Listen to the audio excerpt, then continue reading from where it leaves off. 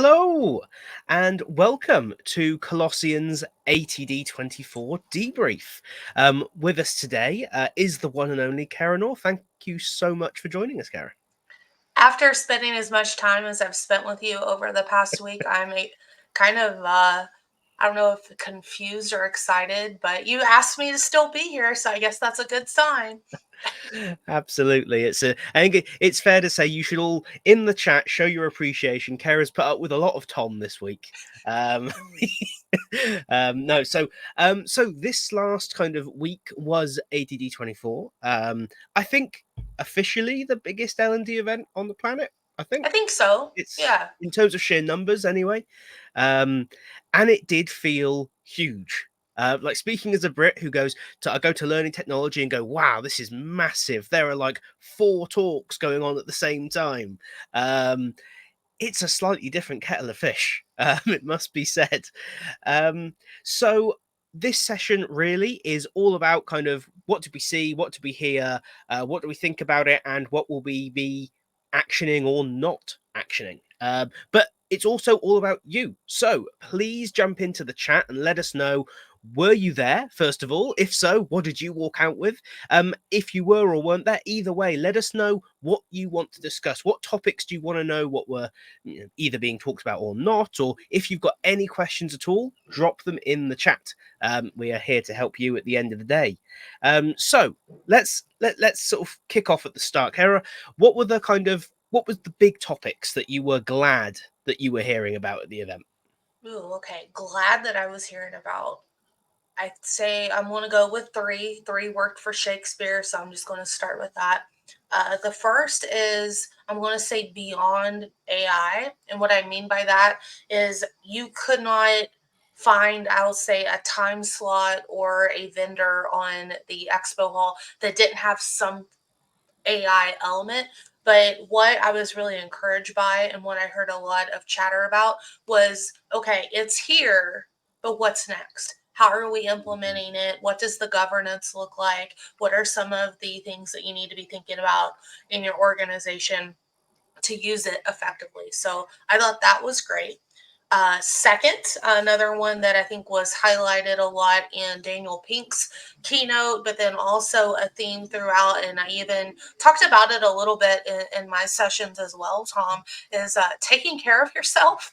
I know that sounds silly, but we're in this weird kind of time where I think we're kind of on the other side of the pandemic. I think we've learned a lot of lessons, but the value of taking breaks, the value of there's no glory in being chained to your desk and powering through day and day. It is productive and it's healthy to take breaks, and you should take breaks throughout your day. So I even took some of Daniel Pink's advice yesterday. I facilitated a course for ATD yesterday morning, and my break, I went outside tech free for 15 minutes, and I did feel refreshed after that. So even just something tiny is big. And then I think third, and I know I talked a little bit about it in my session, but I was really encouraged by just how excited people were to be together and just the sense of community, building out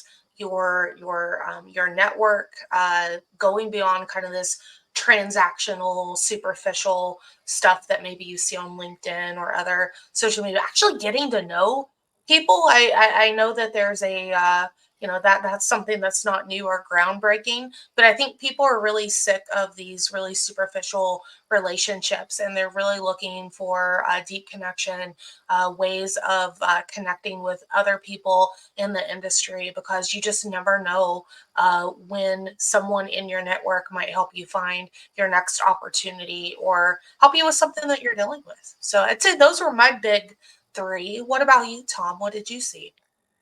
Oh, well, I think someone did mention kind of AI everywhere. That was, in fact, part of the name of my talk, so I guess I fed into that a little bit.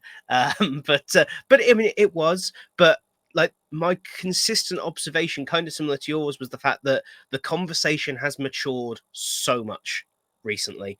It seems like we've finally gone past the point of all exciting new toys and are now thinking, hey, is this actually a tool? Is this a real thing, or is this just a buzzword and how can it help? What's the real measurement going on here? That's really exciting. Uh, the other things, I mean, I was really glad to see so many people talking about, kind of touching on that human connection piece, coaching and mentoring. Obviously, not the same thing, but they never get as much love in the L&D space, I think, as they deserve. We love to talk about technology and instructional design and a lot of very direct training stuff. But a good mentoring and coaching sort of plan and approach and model inside your business will do as much for your people as really solid training will, I think. So it was great to see so many conversations going on about that. I don't know if I have a third one particularly that's sort of different. I think seeing that volume of people together and excited about L&D was good. Actually, no, the element I would add to that, I think, is the fact that it was nice that not everyone agreed. And that people weren't afraid to be like, no, I don't think that's the case. I disagree. I have a different thought. I'm sure we've all been there where we've attended events and it's like 100 people in the room nodding in agreement. And it's like, well, we could have just stayed at home then, couldn't we, really? This was kind of pointless. I love an environment in which people are kind of safe enough and brave enough to go, I have a different perspective. Or you're not all going to like this, but I'm going to say it anyway. And I like that's a really useful thing in terms of our development, I think, as an industry. It's very easy to look inward, be insular, all agree. It was nice to be challenged on things and be forced to think, do I believe in what I've just said, or have I just said it because it's what I think I've always said about something? So yeah, I think those were my three big things. But flip side, were there any topics where you just thought, oh, this really? We're discussing this? How spicy do you want me to be? No, I'm really just sick of personality assessments. I'm sick of generational stereotypes. I know there's big money in those particular sectors. I think that's probably why they get some time and attention. But it's actually funny. I'll never forget this, Tom. My first ATD International Conference and Expo that I had the pleasure of attending was actually the same one that you did in Washington, DC. I Mm. think it was 20, was that 2018, 2019? I don't, 2019, I think, yeah. 2019, thank you. And this is something I heard, I ear hustled in the hallway, was a conversation between two people, and they were talking about how they use Myers-Briggs as an onboarding tool. And if someone is considered an introvert, then they buddy them up with an extrovert and vice versa. And I was absolutely horrified by that, Mhm. thinking, oh my goodness, I can't imagine starting a company and someone just making a judgment on me because of a snapshot of a way that I filled out an assessment, and they're going to partner me with somebody in a new organization. Again, I'm not fans of either of those. I'm more about let's get to know the humans. We have so many complexities to ourselves, our personalities. I would much rather get to know the individual than to try to bucket and stereotype somebody in one of those. I think they're about as useful as a horoscope. Absolutely, yeah. I think we pretty much have a shared opinion on that one. I know there was a bit of discussion at the event, but again, I was quite pleased that seems to be the majority response to those conversations. That seemed to be a lot of people were like, yeah, I'm not gonna just allow this to go on, as it were. There was a lot of pushback, which was nice to see. Um, so we've got lots of people agreeing. What have we got? Very spicy, well said. Um, I heard a lot of people and speakers discrediting the generational stereotypes. Like that. I mean, that's got to be positive, right? Because I think and I'm not sure sort of how you feel about it. When you are speaking, it's an easy win, right? To lean into very broad stereotypes or sort of painting with a very broad brush. Whereas it's quite challenging sometimes to deliver an engaging and exciting talk that is highly specific and accurate. Um, Obviously, I think we'd all agree it's a better talk, but it takes a lot more work. Um, requires a lot more expertise.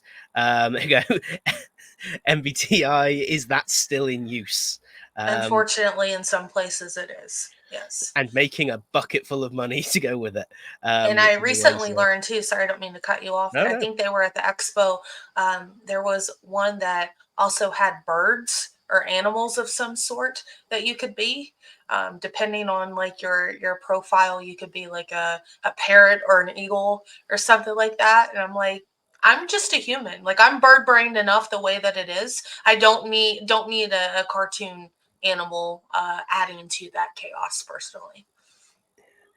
And I think that that kind of lends itself to that, right? Is that a lot of these things get wrapped up in a commercial wrapper to make them palatable.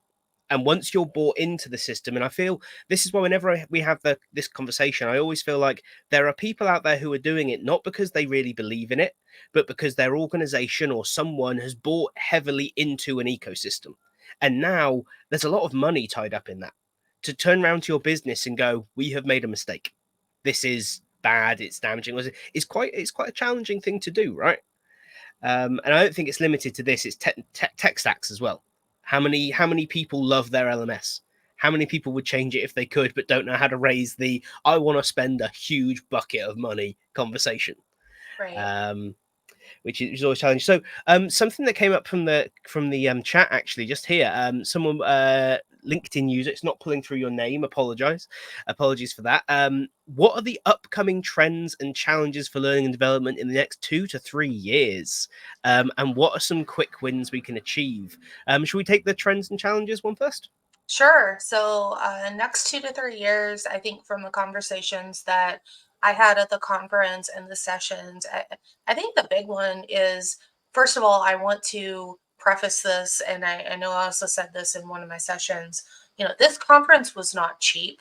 I don't recall the ticket cost off the top of my head, but it was a substantial amount of money in addition to travel, accommodations, all the above, right? So I mean, easily I would say someone domestic in the U.S. could easily have spent $2,000 to $4,000 traveling to this conference, all said and done. I'm sure even more for international folks as well. So I think one of the things, and I know that this was also a theme from some of the conferences that you've been to as well, Tom. I think our time is continuing to dwindle. The sand in the hourglass is trickling very rapidly. Where our organizations are really going to be pushing us hard for data. They're really going to be pushing us for return on our investment when it comes to the time and money spent on our learning and development products. So we there were a lot of talk of, what does this look like? How do you set yourself up for success? Whether you're pro Kirkpatrick or not pro Kirkpatrick, whatever. But the time of smile sheets, I think, is hopefully dwindling, and more so, okay, how's it impacting these individuals? But then the second trend that I'll dovetail into goes along with that, knowing what we can and can't do. All right. So if I ever got a tattoo for L&D, I would have it say training does not fix a lack of accountability. All right. So putting that hard line in the sand of knowing what we can and can't do. But to your point, Tom, earlier, talking about coaching, right? How can we get our organizations and leaderships involved to hold people accountable? That's not learning and development's job. It can't be because we don't have kind of that insight. Well, I don't know. Let me rephrase that. Some organizations I know are set up a little bit differently. Maybe you do have that insight, but where I've worked and my own experiences, I certainly haven't had that insight to have that level of power. I mean, if I did, it put me in a Sith robe and get lightning going out of my fingers because I've never had that level of power in any org. Just call me Darth Kara there. But anyway, I think that we need to have those conversations and be very bold in those conversations because I think for the majority of at least my career in learning leadership, uh, training is a very easy scapegoat. And if we're really going to move the needle, we have to take accountability for what we can do, but we also need to have that hard conversation of training isn't the organizational scapegoat. Leadership does need to be involved. Coaching needs to happen. People need to be held accountable. Accountability is not a bad word. It's actually a love language. And the more accountable that people are in their roles, the better the organization performs. There's so many studies that have showed that time and time again. So I'd say those would be my two. What about you, Tom? Yeah, I mean, trends and challenges. I mean, I think data and the requirement to prove value is the biggest thing. And I think it's not new, but it is. I feel like it's getting sharper. Like it's gone from in an ideal world to no, if you can't, you're in trouble. And in fairness, we should be, right? Um, I think one of the challenges that is already hitting, and I think is only going to get more difficult, is our relationship with technology is changing quite significantly. And in the short term, I feel like the change on the technology and vendor side has happened quicker than we've expected it to. And because of that, it can be tricky to know what's the right thing, what should we be looking at, what should we be listening to, what shouldn't we, what's suitable for your business, what isn't. And we see that, I think, in our kind of lurch towards TikTok, for instance, is a phenomenal example. Let's create TikTok style learning, ignoring that TikTok is fundamentally the opposite relationship we want people to have with learning content. TikTok is how long can we keep you glued to watching content regardless of value. We literally that's the enemy of good L&D, right? We want as effective and efficient a solution as possible so that they can get back to doing their job, not so they can binge content endlessly. And I feel like that misunderstanding is one of our biggest challenges, not just of TikTok, but of technology and how it applies in different contexts in general. And it's not all of our own making. I think that's societal rather than just L&D. But we need to be at the forefront of being savvy enough, especially with AI, to think, how does this apply? Not just can we do it? Where historically we've perhaps not been at the forefront of that thinking.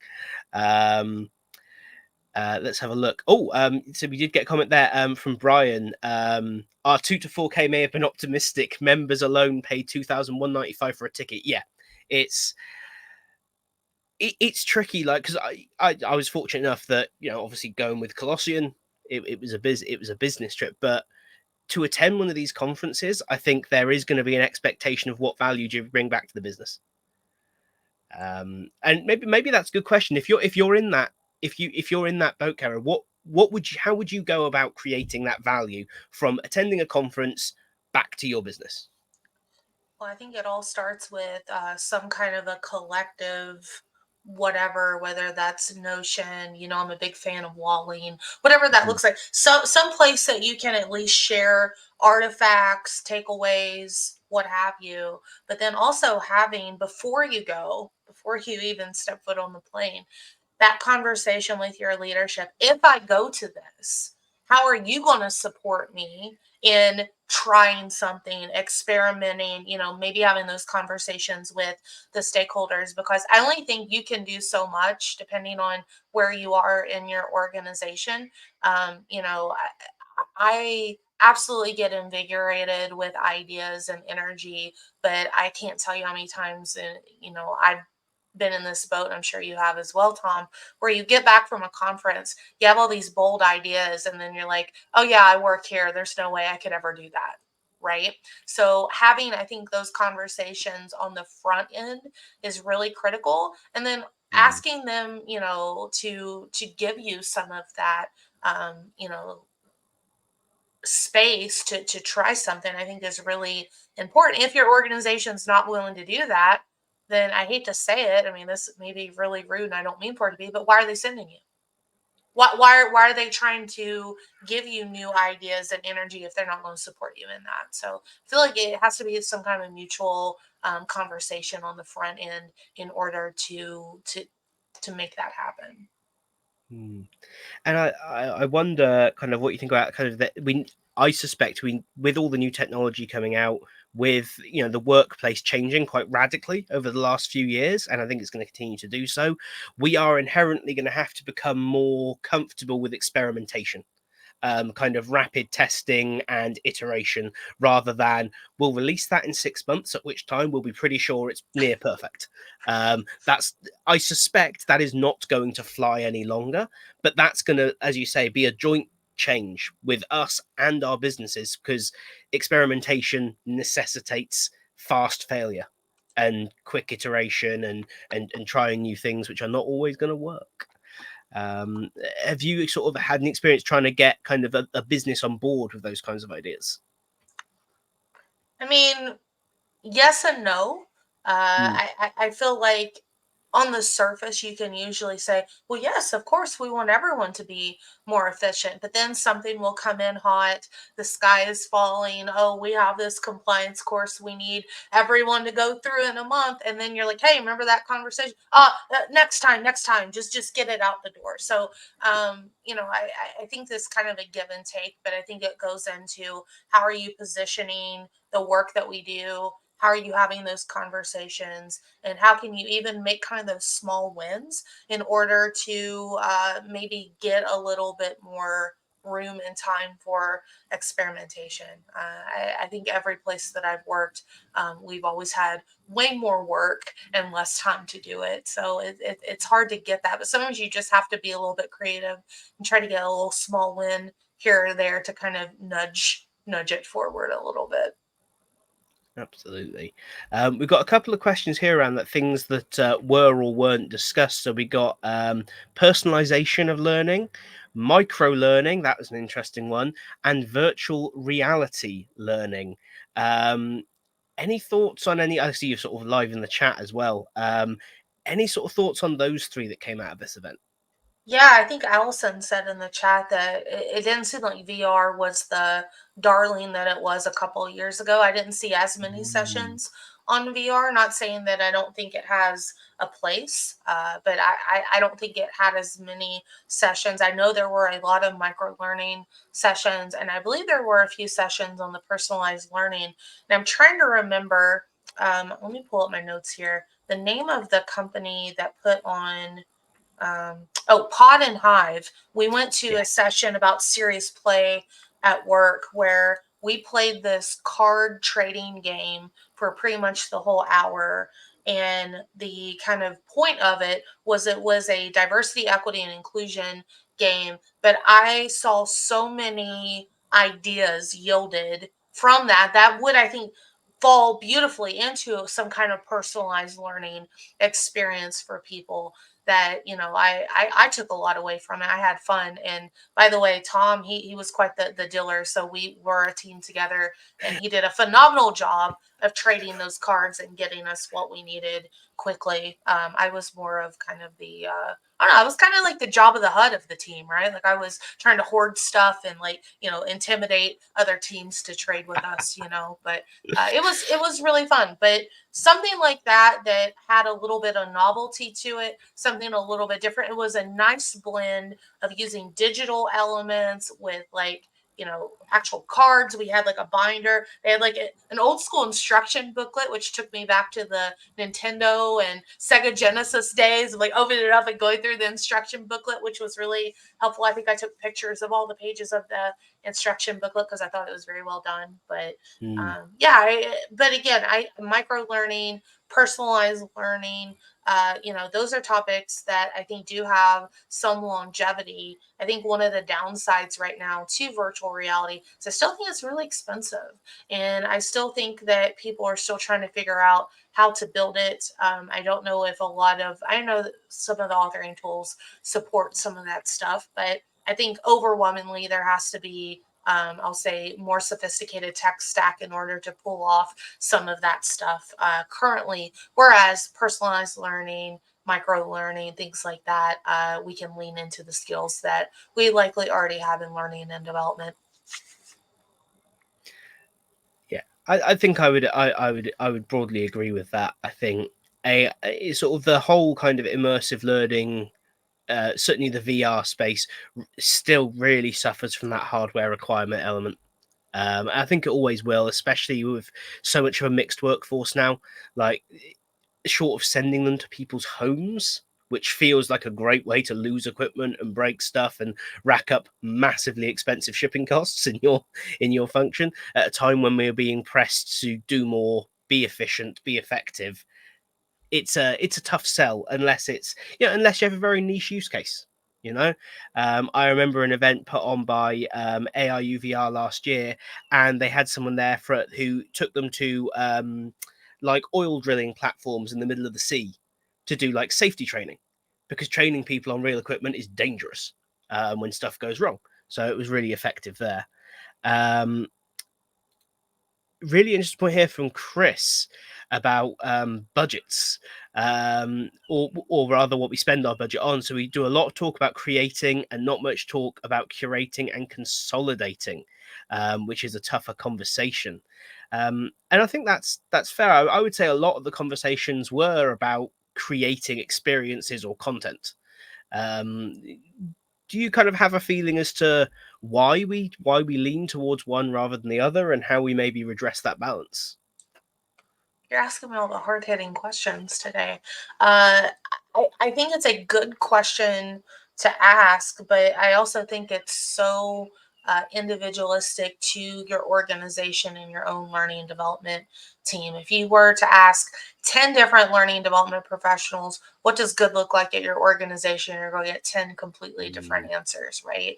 So I do think there is a lot of disparities across L&D just because of where we typically sit in the business. Some sit in IT, some are single function, some are in HR. I mean, some are in quality. I mean, some are in product. There's just so many variables that it makes it difficult to do.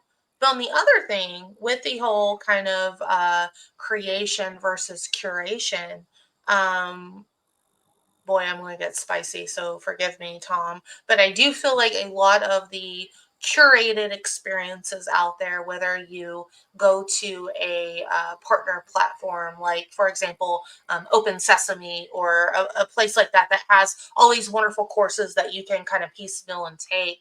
Um, I feel like there's always an agenda in them. Maybe I shouldn't say that, but I do feel like the reason companies sell their products to platforms like that is to get some type of agenda across or whatever. And so for me, it's like, do you take it as is with the agenda, or do you try to create your own version of it that people maybe will connect to in a better way? And I think that's why a lot of these compliance courses fail to captivate your audience, because it just doesn't seem like anything localized to the environment that people are in most of the times, right? Like, you watch a sexual harassment video, for example, you're like, gosh, I'd never talk to somebody like that. Or, I hope I would never observe something like that in my own organization. You're like this kind of detached observer, whereas a lot of times, hopefully, when you're creating your own content, you want to captivate the audience. You want to put them in the shoes. You want them to be experiencing it, right? So I think mm. that's kind of some of the debates that I see around the topic. But again, I'm not going to get too spicy. Hopefully I kept that nice and mild, but I do worry about curated resources having some type of ulterior motives and agendas. Yeah, I think that they certainly tend to fall down on that personalization element, right? Because they can't personalize realistically. Okay, so let's jump back to kind of what you heard and what you saw at the conference. When you were leaving, what were kind of the things that you were like, right, that this is all cool, but what am I now going to change? What are the things you're looking at and immediately thinking, okay, I'm going to try and use this, or I'm going to consider that the next time this situation comes up? I'll go with three again because it worked for Shakespeare. One, I am actually starting a new job on Tuesday. More details to come. Not sharing that publicly yet. So for me, I'm like, okay, how can I start this new role on the right foot? And some of the great conversations, specifically, I was very inspired by Daniel Pink's keynote of, what can you do to keep making progress every day? Even if it's just something small. And one thing that he talked about was, so often, if you're a to-do lister, I don't know if anyone else is, I got the list on, I felt so seen when he said, and by the way, how many of you maybe do something outside that to-do list quickly write it on the to-do list and then cross it off like you made progress. I'm like, I feel seen.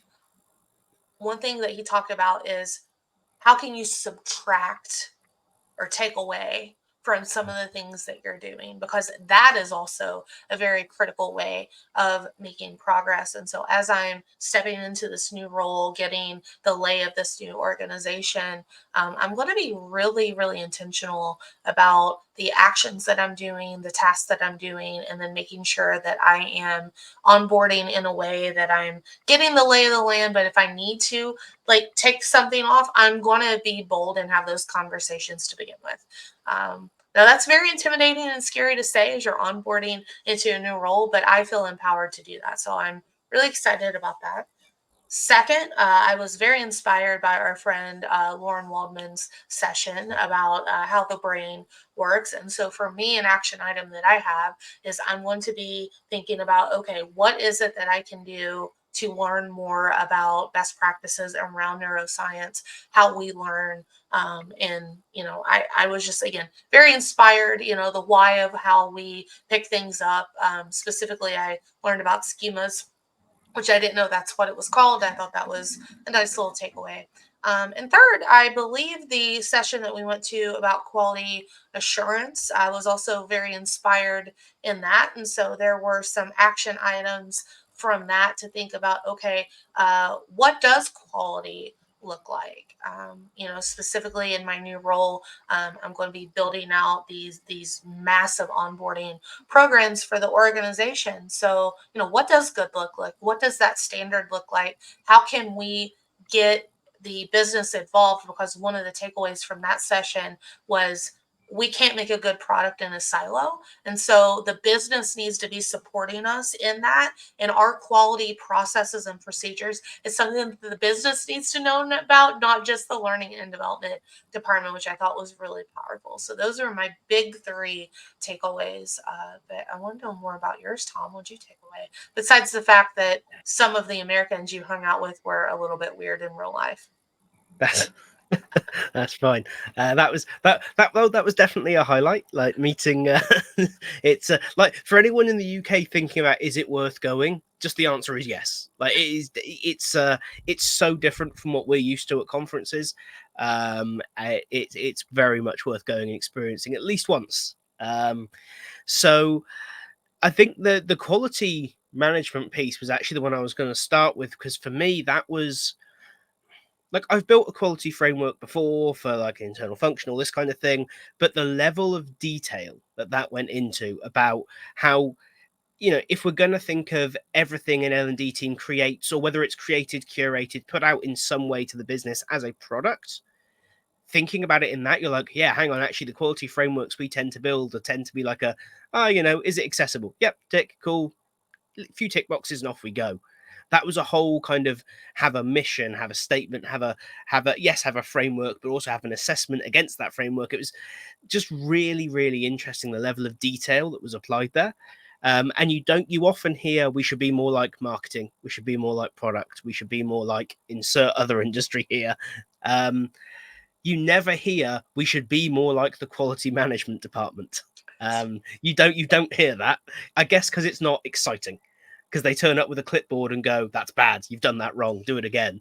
But maybe we should do that to our own work a little bit more. Maybe workplaces would be a bit better if we were already doing that, and calling ourselves on things. So I think it's hard to escape your own framework when you fall foul of it, right? Whereas without it, it's very easy to go, oh, well, this is a one-off blip, I'm just letting it go this time. How many of us have said that before?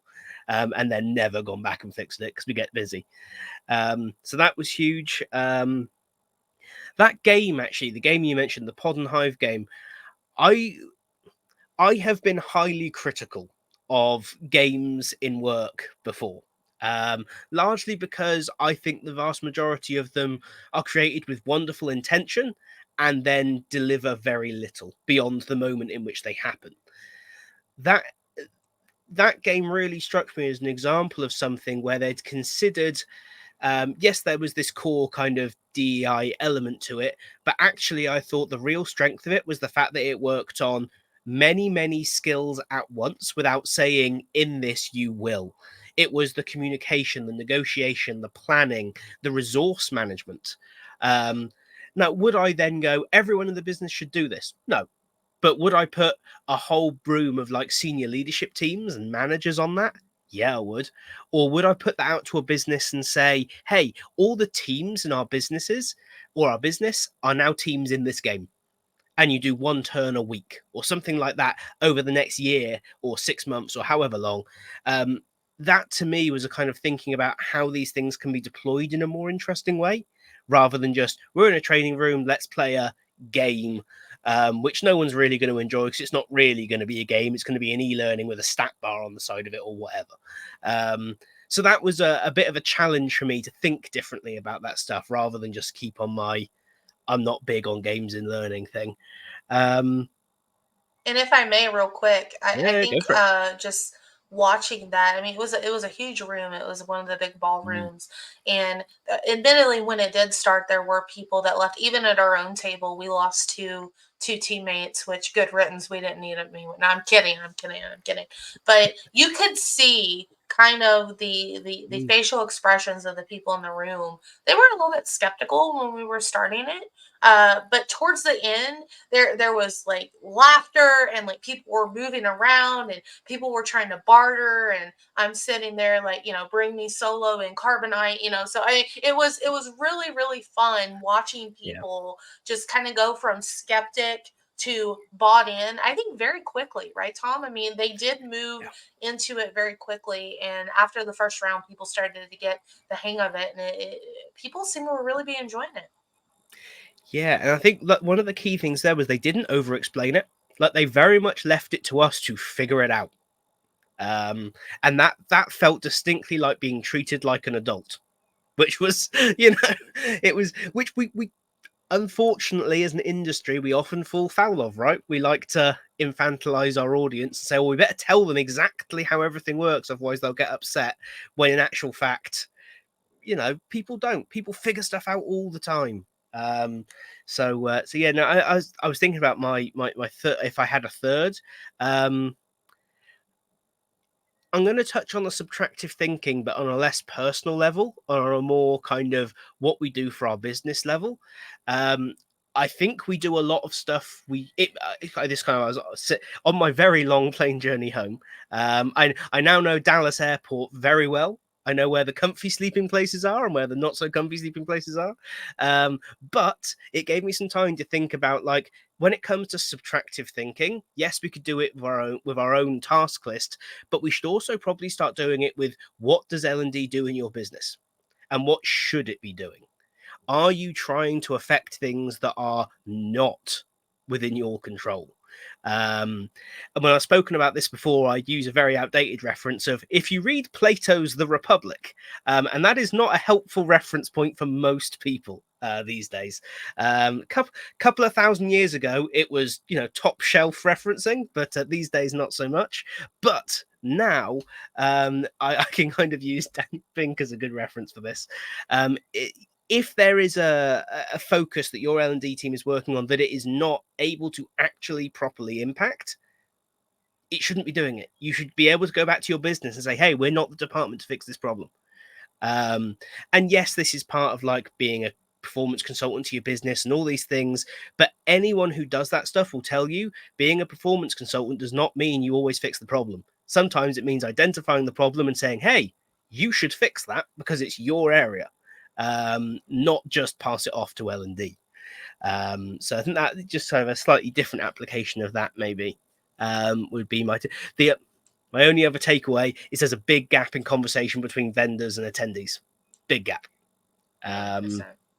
maybe let's touch on that actually. What what what do you see as the big gaps in those conversations being? Ooh, you're really asking you want me to go super spicy today. Uh, I, I think, and this is a conversation that you and I have had as well. Individual contributors matter. They do. Mm, I feel like vendors want often to talk to, higher ups in various organizations. They're drawn to big name organizations that have a lot of name recognition, but don't discount individual contributors, and also don't discount freelancers. It wasn't that long ago that I was a full-time freelancer myself, and I remember having conversations with vendors at an expo at a different conference, not the ATD one, and they're like, "Oh yeah, we don't really do partnerships with freelancers. Like we really go enterprise." And you never know, that person that you talk to, or that person that maybe you brush off on the expo, you never know, in a few years they might be in a position where they have the purchasing purse strings, and they'll remember how you treated them in that regard. And there's a very popular vendor in the space. I won't mention its name, but one of their sales associates absolutely treated me like garbage when I was looking to purchase a product, and I will never support their product because of that, because I did give them that feedback and they did not care. So I'm like, okay, I realize I'm not important to you now, but that's okay. That doesn't mean I have to support your product in the future, and I won't. So I think that, and then too, the bigger one, and I think this is a nice thing that Colossyan did, is I think some people are intimidated to have the conversations of what they need and what they're looking for. I think a lot of vendors want to sell kind of the magic bullet of, oh, our product does everything and it solves every problem that you have. And I think some people aren't equipped to have those conversations. And so plug for the Colossyan vendor guide.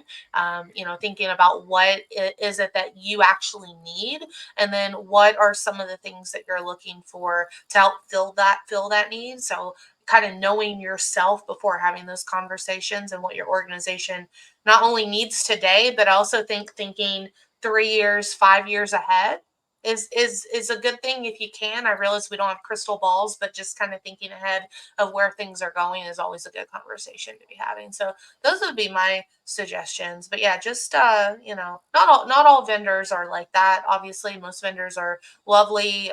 They give out good swag.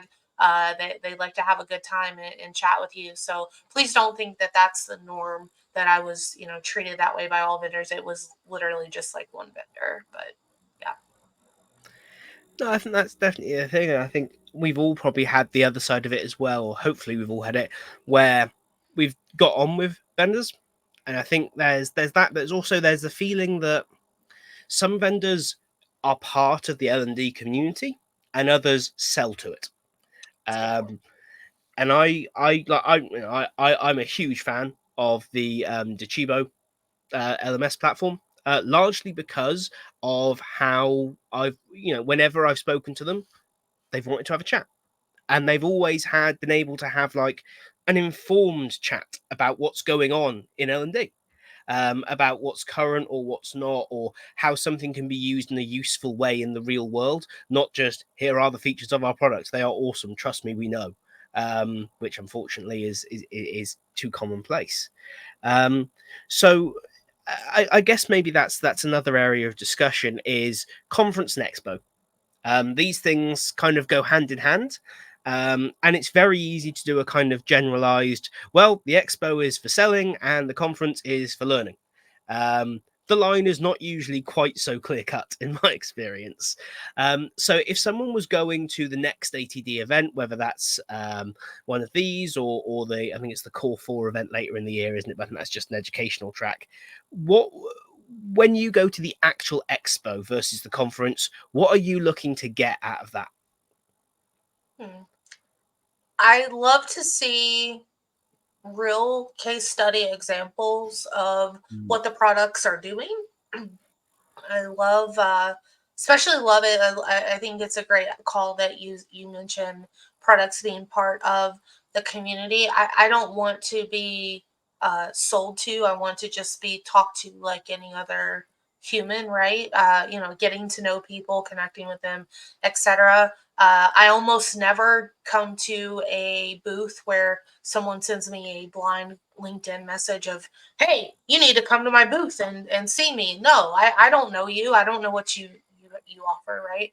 But yeah, I'd love to see applications of the product. I don't want to sit for a 30-minute demo of the product. Your time is so valuable at these conferences. You might be there 2, 3, 4 days. That sounds like a long time, but it's not. It moves by very quickly. And so I want my time to be respected. So if I want to have a conversation with somebody, I don't want to sit on a stool and listen to you talk at me for 30 minutes to have a conversation. So I'd say snappy um, interactions, and snappy meaning, quick kind of in and out. But the more examples of how it's used, if I can see it, better yet, if I can get a sandbox and a trial there, that's chef's kiss. So that way it tells me that you value my time, want to give me the time to play with it. But these hard selling demos, and I saw a couple vendors, I won't say which ones, doing that at ATD. And they're like, oh, sit here for 30 minutes, we'll talk at you and you have a cookie. I'm being a little bit facetious there, but no, I'm not wasting 30 minutes of my time when I know how much it costs to be here for it to sit on a stool and have you talk at me. Like, give me the autonomy to figure it out, play, experiment, and see if it's something that I want to use. Yeah. Absolutely. And there's a couple of comments here actually about feeling that the event was over monetized. And I've certainly, I'll be honest, I didn't particularly feel that at ATD, but I have felt it before at other events. And I do think it depends on what you happen to choose to go and see. And especially in the expo talks, like I feel like expo talks are always rolling the dice, right? Because there are those who believe that an expo talk is an opportunity to, yes, you're there, hands up, I was an expo speaker. My view of it is it's an opportunity to talk to other people in L&D on behalf of the company, not to demo the product to a large audience at one go. But there is the opposite school of thought on that. So I think it is always tricky in the expo. But I don't think I attended any conference talks that felt like a sales pitch, but that may have been as much luck as anything else, I guess. I ear Um, hustled a few. So I, mm, I, I see where Chris is coming from here in the chat. I did ear hustle a few, and I know there's a friend of ours that ear hustled one and had some discourse about it because they didn't agree with some of the things that they were saying. So yeah, I think that there definitely was some of that going on. I do. awesome. There's done yet. A couple of other things here. So thanks for doing this breakdown of ATD Ice. There we go. So we're heading towards our last 10 minutes anyway. So I was going to ask if there are any general areas people wanted to dig into. What were your impressions of the sessions regarding AI? So all of them, all the sessions. Because I don't think I attended one where it wasn't at least mentioned in passing. Well, first of all, I recognize, I think that name and face. So, hi, Nick. I remember you in one of my sessions. So, thanks for coming. Uh, I don't know. I kind of am mixed. I think we talked about it at the top of the hour when we kicked off. I was encouraged that the conversation's going beyond, oh no, AI's here and it's scary, to okay, how do we use it? What are the governance? What are the parameters of using it in our organizations? And I know the organizations that I've been at, we've had those discussions um, pretty ad nauseum of, how are we using AI? And my last organization, we experimented with it with some customer service simulations, and it ended up working out very well. Folks were very they liked it quite a bit, and we got some great feedback. But I don't know. I really think that people are really looking for applications of it, how other organizations are using it. So I always get value hearing how other organizations approach their design and development. I always get a couple good nuggets of takeaways. So those were the things that I was really interested in hearing, and heard little bits and pieces of it. But I don't think I actually heard enough. I'd love to even hear more about that. Dare I say more AI sessions about that moving forward. But what do you think, Tom? Yeah, I think similar in some ways. So I think I definitely agree that I want more, not less, conversation about it. What I definitely want is more more thinking in terms of which tools are actually useful and which ones are just fun and interesting. And that's not to say that something fun and interesting will not later become a tool that's really useful, but different things are in different places, right? I mean, just like the week we went, Google launched Vertex. Vertex right now is a toy. It's a cool thing. It's really accurate. It's exciting. It's not very useful, at least not for our use case. Whereas I think you can definitely argue that some of the things like Clipchamp, wonderful example from your talk, when you mention about how you can use that to generate voices. It's a really great way of, oh, it's just useful and it's there. It will help people out. And I definitely want to see more of that in the AI talks. Less, here is a list of 30 tools that exist, and more, here are the 2 that have actually proven themselves to be useful. Whether that's here's a use case example or just the data supports it, or whatever that might be. And I think the other thing for me was more we now have more practitioners talking about AI, not just AI advocates talking about it. And AI advocates are amazing. They get us going on these things. But once practitioners start talking, I get really excited because they've actually done the stuff that we're trying to do with these things. Those voices are the ones that we need to hear more from, and maybe less on the where's AI going to be in 20 years time thought leadership. Like, that's interesting, but again, perhaps not massively useful today. Brilliant. So yeah, those are kind of the big things around AI, at least for me. And I guess from a vendor perspective, it was very exciting to see. It's, for most people now, it's kind of an accepted part of the tech stack. There's going to be some AI stuff in there, even if right now your organization is maybe one of the more conservative adopters of AI.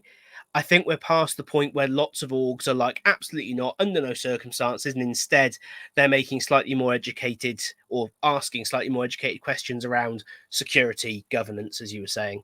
Um, Fantastic. Let's have a look. Any other questions in the chat? We are down to our last few minutes, and then we'll do closing thoughts. I'm not sure if this is a long one here. Interesting point about documentation. I think I'm not sure how anyone in the chat feels or how you feel about Kara. I think certainly I'm not great at documentation. I should stop saying we, really. My history in L&D is a case of, oh, I've got to document that. Do I? Okay, I better get that done. And weirdly, we don't ever really hear anything about that at these events.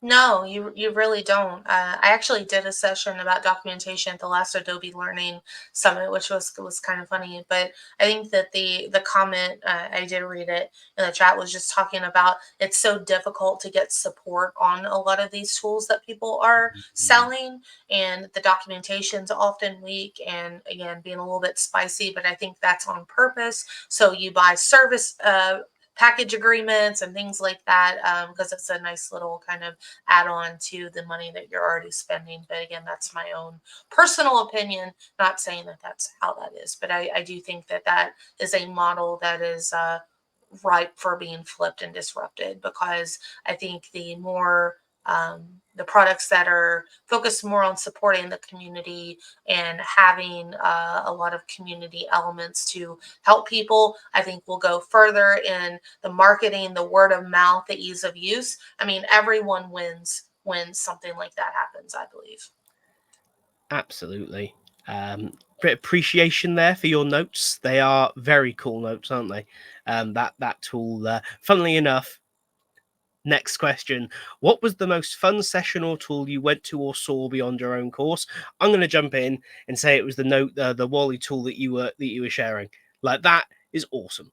I use Notion. Notion's fine. Notion has a place, but that really impressed me with how good it was. And I think it has a lot of potential use. Yes, within L&D teams, but actually within organizations. If we talk about knowledge sharing, so much knowledge sharing is unfortunately tied up in platforms like Yammer and stuff like that, which are fine for short periods of time, but then once you've had them for 6 years, they're just a mess. Whereas I think something like that could be an amazing knowledge management and knowledge sharing tool. as well as note taking. But what about yourself? So I was captivated by the name, went over to the vendor, was impressed. So a tool that I'm going to look a little bit more into is smartcat.ai. So a very quick course and idea generation platform. Highly recommend it. I really enjoyed it. And again, I have to admit, I was drawn by the name. I'm a cat person, and I was like, okay, I want to go over to their booth and see. But it was some cool stuff. So looking forward to diving a little bit more into that platform. Brilliant. I've dropped a link to that in the chat there if anyone wants to go and check it out. So yeah, we're down to our last 5 minutes. So I'd really like to kind of use this time to wrap things up a little bit. As you say, going to these events it's a time sink, it's a money sink. But I would argue it's incredibly valuable. I think the value is still there. So where if someone's considering going to conferences in general, maybe it's this one next year, maybe it's another one, what advice would you give them about getting the most out of the experience? I think the most I got out of the experience was not necessarily going to the sessions, but spending time with people. So any kind of networking, Colossyan. Thank you for coffee with Colossyan each morning. I went to that and it was lovely. I got to chat and talk with a lot of folks, and it was great.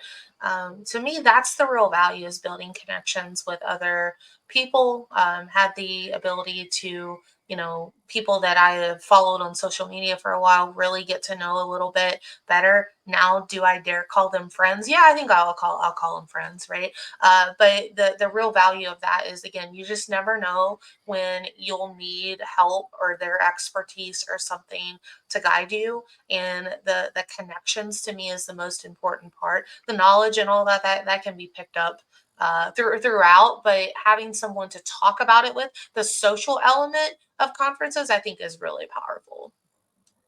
Absolutely. And it's funny because I think we'd all say that about learning. We'd all say that about our training programs. And yet, the minute we go to conferences, we measure their success in sessions attended, exhibition spoken to. We effectively do a smile sheet on ourselves. How do you feel about that session? Did you speak to this vendor? Um, Fantastic. So, closing thoughts then. Thank you, everyone, for attending this session and getting so involved in the chat. The recording will be available on the Colossyan site. Kara, if there's one thing someone goes back and does differently after this session today, what would you like that to be? Put on your own oxygen mask before trying to help others. Oh, fantastic. And we'll leave that up to you for interpretation into your practice. But thank you all so much for attending, Kara. Thank you so much for your time today. I know it's been a long trip back and straight back into work. So I appreciate you taking the time.